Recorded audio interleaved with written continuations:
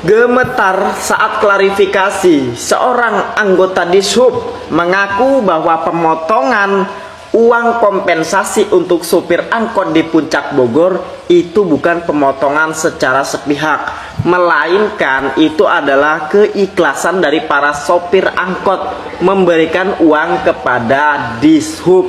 Loh, kok bisa gitu? Kemarin perasaan nggak gitu, sekarang klarifikasi. Takut ya? Tapi walaupun sudah klarifikasi dan uang dikembalikan, Pak Deddy Mulyadi tidak tinggal diam. Para Dishub yang memotong uang kompensasi akan dipecat. Kalau KSU apa tuh KSU? Ini KSU itu di bawah dari Organda. Jadi Organda itu organisasi pengusaha angkutan. Melibatkan anggotanya itu KKSU. Ya, itu ke bawahnya untuk pengurusan, di bawahnya untuk pengemudi. Itu yang terjadi seperti itu. Ya, jadi ada KKSU di bawah Organda. Nah, kalau kemarin siapa tuh yang ke saya cerita ada potongan-potongan itu, bagaimana ceritanya itu bisa terjadi? Jadi itu sesuai dengan yang ada di lapangan itu, saya pas penindakan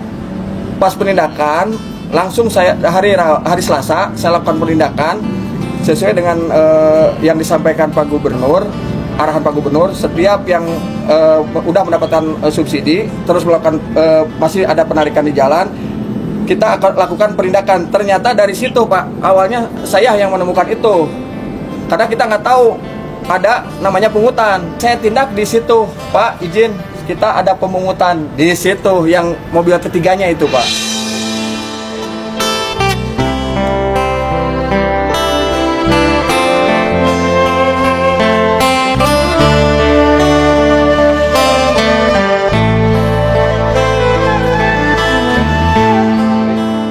Jadi yang mungutnya teh siapa, katanya Pak Kabid itu teh? Yang mungut, saya tanya ke supirnya, kenapa kamu beroperasi? Kan pas saya dipungut 200.000 untuk ngegantiin 200.000 itu, saya makanya beroperasi. Nah, baru di situ siapa yang mungut? Di situ saya baru punya data. Ternyata itu ada ke KKSU gitu.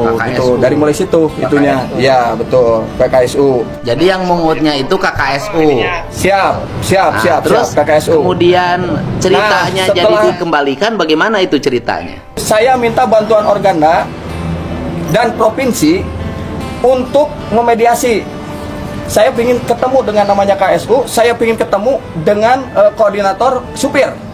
Pertemukan secepatnya sama saya. Ini udah tidak baik. Kalau misalkan masih seperti ini, saya yang akan melaporkan ke polisi. Di sini karena udah ada sesuatu hal yang salah dalam ini pemotongan. Ya. Nah, dengan adanya seperti itu, ternyata membuahkan hasil data lebih akurat. Karena dari Pak Emen menyatakan seperti itu, ada pemotongan seperti ini. Saya jujur Pak Gubernur, apapun namanya pemotongan kayak itu menghinakan diri Pak Gubernur. Saya tidak akan melakukan hal yang tercela. Kan Bapak mah tidak merasa. Sangat tidak merasa. Makanya saya berontak di situ. Pokoknya nggak tahu namanya Emen harus mempertanggungjawabkan ini. Ya. Langsung, tapi dia kooperatif, sangat kooperatif. Diajak ketemu dengan saya, KUP itu luar biasa sambutannya. Padahal baru kenal segala macam, Pak. Saya bersyukur kenal. Padahal saya belum tahu Pak. Tapi Bapak jangan banyak penindakan nih Pak, kita siap untuk ngikutin aturan main. Cuman kalau bisa, ini saya siap ke pos, langsung saya tungguin di pos. Di situ ada pembicaraan yang luar biasa. Saya panggil dari provinsi, saya panggil termasuk kita dan Organda segala macam. Dikumpulkanlah di situ. Sok, saya pingin seperti sejujur-jujurnya, pokoknya sebebas-bebasnya sampaikan di sini seperti apa namanya di lapangan pemotongan itu. Saya akan sampaikan ke pimpinan. Kalau kurang saya akan tambahin, kata saya gitu, udah segala macam. Saya akan laporkan ke Pak saya memberanikan diri, saya akan laporkan ke Pak Gubernur dengan tertulis, kata saya gitu. Iya, kan sekarang saya langsung ketemu dengan Bapak, langsung ngomong Bapak dengan saya. Nah ini luar biasa banget ini, saya senang banget ini. Ada nggak oknum Dinas Perhubungan Provinsi yang ikut motong? Saya pastikan tidak ada. Clear and clean, saya pastikan tidak ada.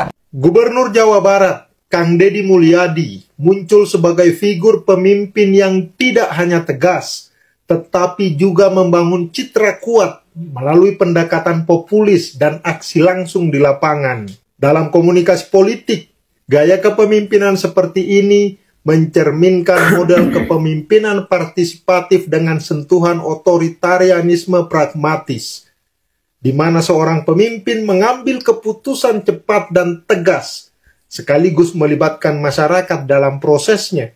Kang Deddy menggunakan komunikasi politik berbasis aksi, performative communication, yang ditampilkan secara langsung kepada publik melalui media sosial. Alih-alih hanya berbicara di balik podium atau dalam forum resmi, Kang Deddy memilih untuk menunjukkan keberpihakan kepada rakyat dengan tindakan nyata. Ya contohnya membongkar taman wisata Hibix Fantasi yang dibumbui dengan renungan bercucuran air mata. Kemudian dia juga sempat menghapus fasilitas pribadi dari anggaran belanja daerah, hingga terjun langsung ke sungai kotor dalam aksi bersih-bersih sungai.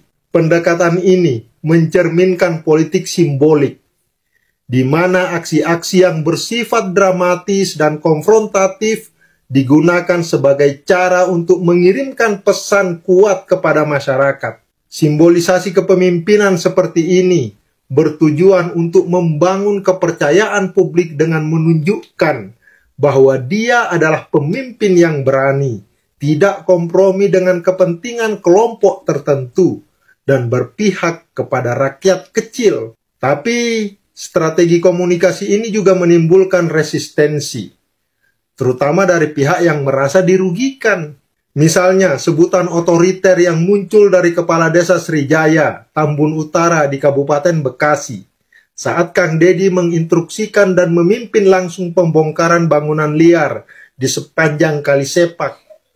Niatnya baik, tujuannya baik, tapi gaya kepemimpinan yang agresif dan cenderung langsung mengeksekusi kebijakan tanpa kompromi bisa dianggap sebagai bentuk pengabaian terhadap mekanisme demokratis dan musyawarah. Dalam strategi personal branding, Kang Deddy Mulyadi membangun citra sebagai pemimpin tanpa basa-basi yang siap bertindak melawan penyimpangan, tanpa memandang siapa yang menjadi lawannya. Dia mengukuhkan identitasnya sebagai pemimpin petarung, yang tidak ragu menyemprot pengusaha besar maupun masyarakat sipil yang dianggap merugikan kepentingan rakyat banyak. Citra ini diperkuat melalui konsistensinya dalam mengambil tindakan yang kontroversial tetapi memiliki dampak sosial yang luas. Keberaniannya membongkar bangunan liar di pinggir sungai misalnya, itu memberikan kesan bahwa dia adalah pemimpin yang berani menegakkan aturan tanpa pandang bulu. Di era digital, strategi ini mendapatkan keuntungan dari viralitas media sosial yang memungkinkan setiap aksinya menjadi konsumsi publik dalam waktu singkat, memperkuat brandnya sebagai pemimpin yang tegas dan pro-rakyat. Namun, personal branding yang terlalu bertumpu pada aksi konfrontatif juga memiliki resiko. Jika tidak dikelola dengan baik, dia dapat dianggap sebagai pemimpin yang populis tetapi otoriter, yang lebih fokus pada pencitraan ketimbang membangun mekanisme pemerintahan yang berkelanjutan. Sebagai kesimpulan dari saya, Kang Deddy Mulyadi telah berhasil memanfaatkan komunikasi politik berbasis aksi untuk membangun personal branding sebagai pemimpin yang tegas dan berpihak kepada rakyat. Tapi efektivitas gaya kepemimpinannya tergantung pada bagaimana dia mampu menyeimbangkan antara ketegasan dan dialog, antara populisme dan tata kelola pemerintahan yang baik. Jika dia dapat menjaga keseimbangan ini, kepemimpinannya tidak hanya akan dikenang sebagai simbol perlawanan terhadap ketidakadilan, tetapi juga sebagai model kepemimpinan yang efektif dan berkelanjutan. Thank you. Ya, menanggapi terkait dengan viralnya Gubernur Jawa Barat, tentu sebelumnya saya ingin bertanya kepada teman-teman semua yang mungkin pada kesempatan ini menonton video ini. Ya, jika teman-teman ada yang berada dari Jawa Barat, apakah kalian senang mempunyai sosok gubernur seperti Kang Deddy Mulyadi? Jika senang, Coba tulis di kolom komentar. Ya, aksi-aksi yang dilakukan oleh Kang Deddy Mulyadi menurut saya sangat-sangat kita butuhkan di zaman seperti ini. Ya, tidak lagi kita pakai gaya-gaya halus. Ya, kalau memang salah ditindak. Ya, tindak itu bukan hanya sekedar omon-omon seperti yang disampaikan oleh Bapak Prabowo, tetapi langsung, ya, langsung dengan aksi, sehingga ini bisa memberikan efek jera bagi oknum-oknum yang selalu bermain curhat. Ya, ini tentu menjadi sebuah tantangan tersendiri bagi Kang Deddy Mulyadi selaku Gubernur Jawa Barat, karena melakukan hal seperti ini tidak mudah, tidak gampang. Ya, orang-orang yang selama ini mungkin sudah terlanjur hidup enak, sudah terlanjur menikmati uang rakyat, tentu ini akan menjadi sebuah ancaman bagi mereka. Tapi apapun itu, saya tentu sebagai masyarakat Indonesia patut bangga dengan sosok gubernur seperti ini. Saya tidak bisa membayangkan, teman-teman, kalau seorang Kang Deddy Mulyadi ini, ya, ada di setiap pelosok negeri ini. Kalau semua gubernur yang ada di Indonesia bersikap seperti Kang Deddy Mulyadi, saya pastikan Indonesia akan makmur, Indonesia akan jaya. Ya, bahkan beliau pernah sampaikan, kalau tugas seorang gubernur hanya membangun jalan raya, kasih saya waktu 2-3 tahun, selesai. Ini luar biasa. Ya, ini sangat luar biasa. Kang Deddy Mulyadi, Gubernur Jawa Barat, barulah menjabat, banyak impact didapat, menata ruang kota dengan bijak dan cermat. Iya Bapak Aing nu boga Jawa Barat, banyak gebrakannya menata dengan bijak. Contohnya di puncak, proyek diacak-acak, korban kebanjiran diberikan solusi, tidak modal omong, ada realisasi. Iya Pak Deddy, Bapak Panggagahna, baru menjabat, banyak aksi nyata. Iya Pak Deddy, aing nu bogana, semoga yang lain bisa mencontohnya, tampil sederhana, penuh aksi dan karya. Kinerja terlihat, tampil apa adanya, mau bersosial dengan kita semua. Kang Deddy Mulyadi, Gubernur Jawa Barat. Mantap Pak Deddy. Dan saya tuh nggak setuju masuk SMP diseleksi. Kan wajib. Bener, terbaik ini memang Kang Deddy Mulyadi. Katanya wajib belajar 9 tahun, tapi kok masuknya pakai seleksi? Apa coba tujuannya? Dengan adanya seleksi justru membuat celah untuk oknum keparat melakukan nepotisme. Ujung-ujungnya sokok menyogok, biar seleksinya lulus. Harusnya negara bisa memfasilitasi seluruh anak Indonesia bersekolah dengan layak. Kalau pakai seleksi itu sama saja mendiskriminasi. Bukankah undang-undang kita bertanggung jawab untuk mencerdaskan kehidupan bangsa tanpa terkecuali? Dan saya pribadi juga tidak setuju dengan adanya sekolah unggulan. Itu sama saja mengkotak-kotakan dunia pendidikan. Tahu ujung-ujungnya yang masuk sana juga anak orang-orang yang punya uang. Itu sekolah unggulan atau sekolah konglomerat. Cukup di perguruan tinggi saja yang pakai seleksi, karena itu kan menentukan minat dan bakat masing-masing. Jadi harus seleksi. Untuk program wajib belajar 9 tahun harusnya disamaratakan saja tanpa seleksi, biar semuanya bisa bersekolah. Jangan harap lahir generasi berkualitas jika sistem kita masih menjadikan anak orang kaya sebagai prioritas. Gimana menurut kalian kawan? Gimana negara ini mau maju ya? Uang THR buat supir angkot aja dipotong sama oknum berseragam. Ngeri. Kan uang dari insentif Bank Jabar Peduli dari Baznas itu kan uang 1 juta dengan nilai barang 500. Nah yang terjadi di lapangan seperti apa? Mendapatkan uangnya dari 1 juta Pak ya. Bilangnya yang mungut itu keikhlasan, tapi keikhlasan itu ditarget Pak 200.000. Oke, berarti dipotong 200.000. Iya Pak. Yang motongnya siapa? Itu Pak dari Dishub sama KKSU. Berarti itu premisme Pak. Itu yang berbaju seragam itu Pak. Para oknum-oknum sadarlah kalian ya.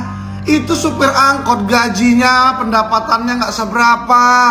dapat THR terobosan lagi yang dibuat sama Kang Deddy Mulyadi, dapat THR 1 juta, sembako 500.000. Jangan kalian potong-potong lagi 200.000. Aduh, mereka itu sudah tidak beroperasi selama Idul Fitri ya, agar tidak macet tuh puncak. Tapi kenapa kalian potong-potong lagi? Gak punya hati kalian, aduh. Sekarang karena udah viral, Kang Deddy bantu viralin ya, Kang Deddy juga udah emosi, baru ya Dishub melalui KKSU mengembalikan 11 jutaan rupiah. Ini karena sudah viral nih, dan mereka mengembalikan, berarti kalau mengembalikan artinya mereka mengakui bahwa ada potongan 200.000 itu. Kacau. Ya, izin Kang Deddy Mulyadi, kalau memang ada oknum Dishub yang ikut bermain mengenai uang potongan 200.000 ini, kalau bisa dipecat, dicopot aja ya, karena nggak cocok jadi pelayan masyarakat. Harusnya melayani masyarakat, ini minta uang sama masyarakat. Aduh ya, dan juga kalau boleh dilaporkan itu ke polisi ya, oknum-oknum yang bermain itu, agar ada sanksi buat mereka. Harus ditindak tegas oleh kepolisian Polda Jawa Barat. Terima kasih semuanya. Deddy Mulyadi, Gubernur Jawa Barat, bisa masuk kategori kepala daerah terkreatif dan terpopuler di dunia di dalam memanfaatkan media sosial atau karena memanfaatkan media sosial. Tidak akan ada kepala daerah atau belum adalah kepala daerah yang bisa menyaingi kepopuleran Pak Deddy Mulyadi sekarang ini. Apakah di Indonesia maupun luar negeri, saya kira tidak ada ya. Jangan kepala daerah, para menteri dibandingkan dengan menteri, bahkan yang presiden pun, Pak Deddy Mulyadi pasti jauh lebih kreatif, jauh lebih populer di jagat maya dan publik nasional maupun internasional ya. Ini modal besar untuk Pak Deddy Mulyadi untuk tampil ke depan, apakah sebagai calon wakil presiden maupun sebagai calon presiden. Tetapi ada yang saya mau ingatkan ini kepada Pak Deddy Mulyadi. Satu, hindari bersifat atau bersikap rasis di publik. Pidato Pak Deddy Mulyadi yang melarang sebagian ustaz untuk berceramah di wilayah Jawa Barat dan agak rasis dalam pidatonya itu, ini harus ditiadakan, dan pada saat yang sama juga minta maaf atas kekeliruan, kehilafannya saat berpidato itu. Yang kedua, ini coba lihat nih,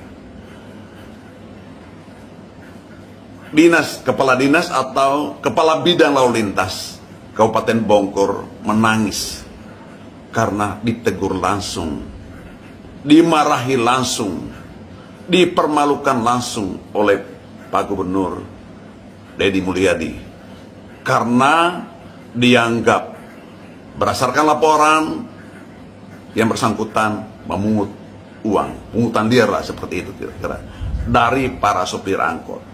Memang kasihan juga para sopir angkot ya. Ini tidak boleh lakukan, tetapi caranya di dalam memperlakukan orang, memperlakukan aparat pelayan publik keliru. Ini siapapun harus mencatat ini, para pejabat manapun harus mencatat ini, termasuk terlebih yang sekarang ini begitu genitnya Pak Deddy Mulyadi di dalam memanfaatkan jabatannya sampai orang-orang dipermalukan. Begini,